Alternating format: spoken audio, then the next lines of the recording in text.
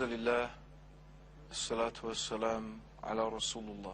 I hope to be able to prove to any rational person, any right-thinking human being, that not only that there is a God who has created all of us and sustains the universe in which we exist, but also that God has sent to human beings guidance through which and by which we can live our lives, earn His pleasure in this life and the next. Now, for many people, the whole idea that you could prove a religion to be true is a strange idea. For many people, religion, they imagine, is supposed to be something mysterious, incomprehensible. In fact, the whole idea of faith in the minds of some people is that faith is supposed to be something that you believe without any proof. But Muslims don't hold that point of view. Rather, for us, faith is something that is established upon evidence, upon understanding, with insight. In the same way, for example, that a scientist has a theory, and that theory is supposed to be supported by evidence through observation of reality. So by observing reality, by observing the world, by observing various phenomena, the scientist comes to a conclusion based upon that observation. Now, before we start our conversation, I have to lay down a few fundamental points. Some issues that we all have to agree on. If we don't agree on these issues, you can turn off the TV now, because there's not going to be any point in this discussion if we don't agree on a few basic fundamentals. So the first basic fundamental that we have to agree on is this: that the world in which we live and this universe in which we live is real. It is real. It's really there. It's not like in the film The Matrix, you know, is that everybody in their mind, it's a computer-generated image in their mind, and maybe reality is not reality anymore. I mean, okay, it's possible that that could be true, but what does it benefit us thinking like that? No, we have to accept that the world in which we live is real. I am real, you are real, the sun is real, the trees are real, the air is real, and this is a real world. And the way we understand our world and the way we understand ourselves is by observation and by using our minds. This is the way that we understand reality. This is the way that we make sense of our everyday lives. We use our minds, we think, we reason, and all human beings have something in common. There is something in common that makes us all human beings. There are certain physical features we have, but there are also certain mental features and ways of perceiving reality that we share. That's common to our humanity. So one of these things is what we call common sense. We can call it common sense, or the ability to reason. And there are certain things that we all agree upon. And no two human beings would differ, except that if that person differed about this, we'd say, that guy's crazy, that guy's mad. He doesn't, you know, his brain isn't working properly. So one of the things we all, for example, let's take an example. One of the things that we all agree about is this: that the part of something is less than the whole of a thing. Part of something is less than the whole of the thing. We all agree with that? I'm sure we all agree with that. That's something every single human being everywhere is not going to argue about it. Okay. Another thing that all human beings can agree about, to give another example of something that we can all agree about, is that we don't find something coming from nothing. We don't find that. Human beings understand that where we see things working according to laws, working according to patterns, we see things constructed, we know that thing has come from somewhere. How did this universe come into existence? Where did we come from? What is the origin of all of this universe? If we can think about this and we can understand this and we can reason this, then we will find, step by step, we will come to an amazing, inevitable conclusion. So let's look at our universe. Let's look at the world in which we live. Let's look at ourselves. What we find when we observe the universe, when we observe ourselves, and we observe the world around us, we find that things are not only working according to laws and they're working according to systems and patterns. But these laws and these systems and patterns are amazing in their intricacy and their detail. And there are so many examples of this that are evident. Imagine instead of the earth rotating on its axis once every 24 hours, imagine instead that the earth was rotating very, very slowly. And in fact, a day was not a day, but it was what is now equivalent of 30 or 40 years. So what would you find?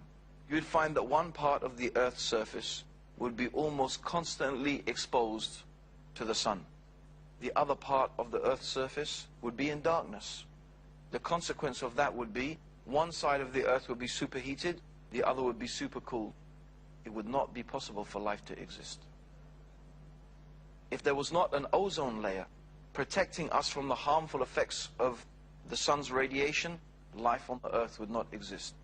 Could this perfect combination of gases, of movement, of various aspects, and I've just mentioned a few, be a product of some random event, of chance and coincidence?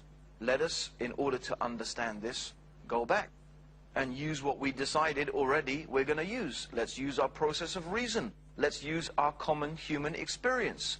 Is there anything in our human experience that tells us that you get such order, such fine and precise order from some random event? No. Our universal human experience tells us that where we see something working according to orders, working according to patterns, someone or something has ordered it. Someone or something made it work according to those laws and work according to those patterns. That's why, for example, an archaeologist could go and dig in the desert and find a simple piece of pottery. Just a simple piece of pottery. Yet this archaeologist will be able to tell us so many things about the civilization that made that piece of pottery without ever seeing them. He didn't see them make the pottery, he didn't see their houses, he didn't see their buildings. But this man digs in the dirt, he finds this piece of pottery, and he will tell us so many things about this civilization. Their state of technology, their transportation system, their level of intellectual capacity. Because he can examine the pottery, he can tell us at what temperature the ovens must have been at in order to bake the clay, to get it at this certain texture. And therefore from that he can deduce so many things. So for this archaeologist, the existence of this piece of pottery is conclusive proof of the existence of the people and the intelligence and the civilization that made it. If I was to say, for example, my mobile phone here, what is this mobile phone made of? Essentially, what is it made of? Two things: silicon, which is sand, and plastic, which is oil. So here we have silicon and plastic, and a bit of leather as the cover of it. So two things, silicon and plastic. Now, in what place in the world is there lots of sand and lots of oil? Well, for example, Saudi Arabia. There's lots of sand and lots of oil in Saudi Arabia. What if I told you I was walking along one day in the desert in Saudi Arabia, and here I found this mobile phone, a product of complete chance and coincidence, random events. The oil spewed, the sun shined, the sun shone, lightning struck, and after millions and millions of years of all these geological changes and the heat and the cold and the pressure and the wind blowing, this mobile phone came into existence through mere random processes. Say this is ridiculous. Yet the human mind, the human brain, is infinitely more complex than a mobile phone, than even the world's fastest supercomputers. The human brain is infinitely more complex and has a huge capacity for computing power beyond what any human being has been able to make so far in terms of computers. It's an amazingly sophisticated machine. And in fact, with all the organs of our body, can we really believe? Is there anything in the totality of human experience that leads us to believe that these things are a product of some random event? No. Human experience tells us, reason tells us that when we find something ordered, it is a product of an intelligence that has ordered it, made it work according to these laws and these patterns. So we look at our universe, we look at ourselves, we look at our world, and we ask 3 simple questions. Did it come from nothing? That's the first question. Did it come from nothing? Did this universe come from nothing? Did we come from nothing? Do we find anything coming from nothing? No. There is nothing in our human experience to lead us to believe that something, let alone something so complex, could have come from nothing. So that's not a possibility. The second possibility. Did it create itself? Did this universe create itself? Did we create ourselves? No. If we did not exist in the first place, how could we have brought, or how could this universe brought itself into existence? If it wasn't there, how could it make itself there? And we don't attribute to the universe and to the things in the universe the ability to create. What is the universe made of? The universe is made of stars and galaxies. Lots of stars and lots of galaxies. Do the stars and galaxies have the ability to create? Do we attribute to them the ability to order things? No. In fact, they themselves are in need of being ordered, and they themselves are in need of a creator. And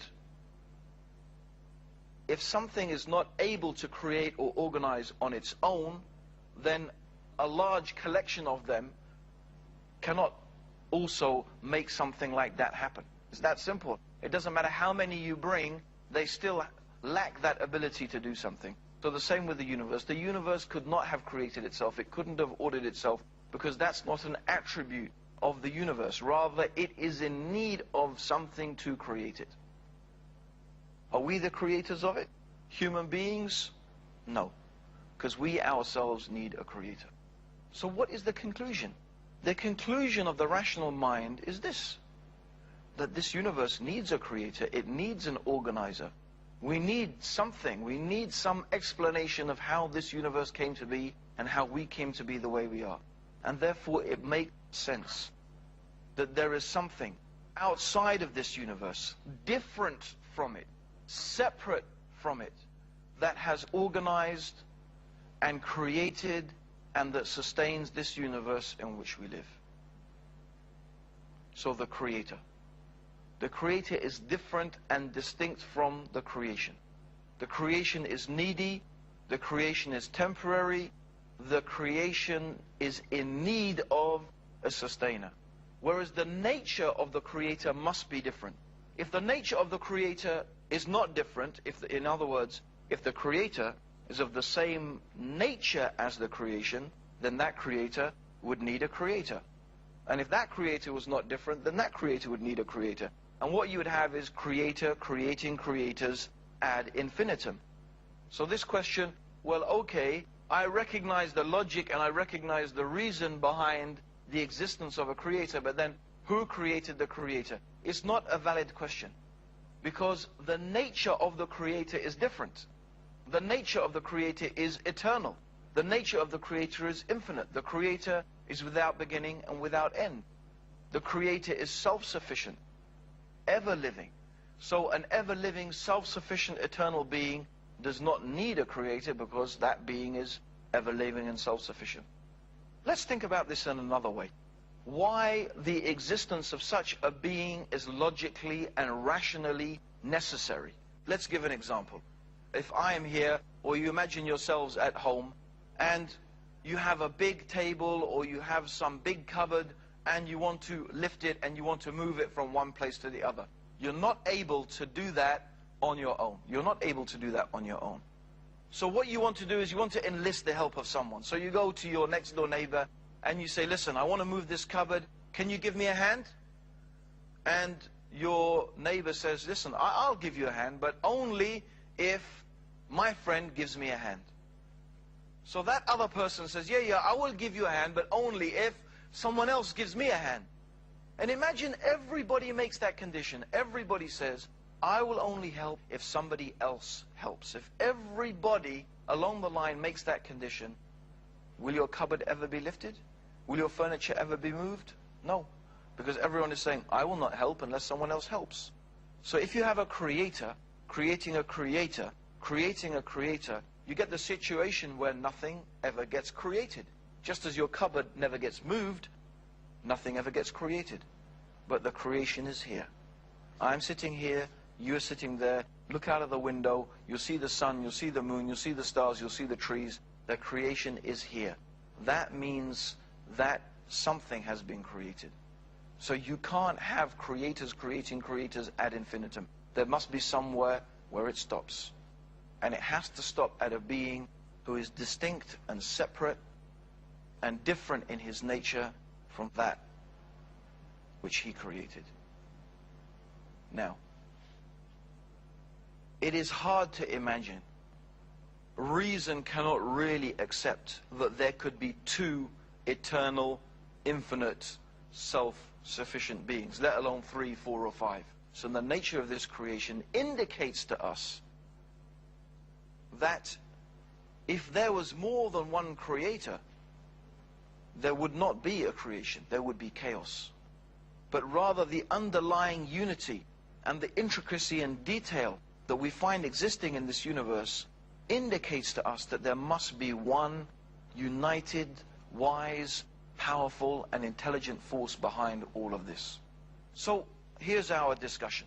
Here's our reasoning. Here's our step-by-step, stage-by-stage process of reasoning that we have gone through. And what have we reached at the end of it? What we have reached at the end of all of this is a simple conclusion. This universe has a creator. This creator is different from the universe. The creator is wise, the creator is powerful, and there is only such creator. Out of all the religions in this world, of all the philosophies and the religions and the ideologies in this world, which one teaches us to believe in one creator who is eternal, who is self-sufficient, who is infinite, wise and powerful, and who is different and distinct from the creation? You will find that although many religions and philosophies have some aspect of this idea, nearly all of them compromise it in one way or another. For example, let us take broadly the Hindu concept of God. The Hindu concept of God, for example, and I use this in a very generalized sense because I do realize that many different people within Hinduism have many different beliefs. But generally, the Hindu concept of God is that the creation is God. God is everywhere and in everything. So this is the idea, what we call it pantheism, that everything is God and God is everywhere and in everything. But this contradicts reason. This contradicts our whole process that we have used it. If you think back upon what I said, how can the creation be the same as God? And if the creation is the same as God, then what created it? The whole rational basis that we used in order to understand that God exists falls on its face. So the idea that God and the creation is one and the same is not acceptable. It's not rational. It can't be understood by reason. There is no basis for such a concept and for such a belief. And then you find other religions, for example Christianity. By and large, most Christians believe that Jesus was God. But traditional Christian theology tells us also that Jesus was the manifestation of God. In fact, many religions claim that God manifested himself as a human being or some type of creature. Again, this compromises that basic belief. How can something be creator and created at the same time? How can something be both eternal and infinite and finite and temporary? How can something be self-sufficient and needy at the same time? It's like saying the square became a circle but was still a square. How can a square become a circle and still stay a square? It doesn't make any sense. It's irrational, it's illogical. It's enough reason to reject any religion that tells us God became a man or God became some type of creature, because it's irrational. It doesn't make any sense. And it's something you can never, ever prove. You can believe it if you want to, but you can never prove it, because it's a commonsensical, rational impossibility. And whatever is a rational impossibility can never be proven. It's that simple. So what religion is there in the world? What religion tells us to believe in one God that is wise, self-sufficient, powerful, who has created this universe and sustains it. Well, you're reduced to very few religions. Perhaps the only two religions that teach such a clear concept of the one God is Judaism and Islam. Well, if you want to become a Jew, by and large, Orthodox Jews will tell you tough. Because if you want to become a Jew, you have to be born a Jew. Your mother has to be a Jewish woman for you to be a Jew. So what universal religion? What religion that is universal, that is there for every person, that invites every person to believe in this rational, simple, clear, commonsensical belief is left?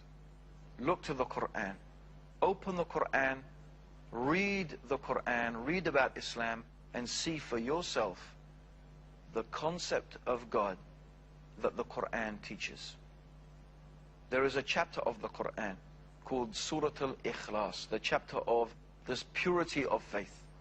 It describes this concept of God so beautifully. It says, Kul huwa Allahu ahad, Allahu samad, lam yalid wa lam yulad wa lam yakul lahu kufuwan ahad. Say He is Allah the One. Allahu samad. That means Allah is the one which every single thing needs, but Allah is in need of no thing. So He is self-sufficient, in need of nothing, but everything needs Him.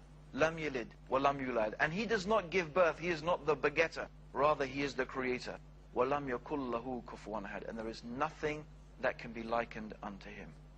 God is not like anything we can imagine. Whatever picture you can put into your mind, God is not like that. God is unique, God is different from this creation, and this is the beautiful, clear, rational teaching of Islam about God. And in fact, I would say, for any right-thinking, rational human being who uses their process of reasoning, that is reason enough, and that is proof enough to show that Islam and the Quran is from the Creator of the heavens and the earth. May Allah guide you, and may Allah guide me and all of us closer to the truth. I hope I will be able to continue to show you in the next episode some more evidences and some more convincing reasons why the Quran and why Islam is the divine revelation from the Creator of the heavens and the earth. Until that time, Assalamu alaikum wa rahmatullah. May God's peace and blessings be upon all of you.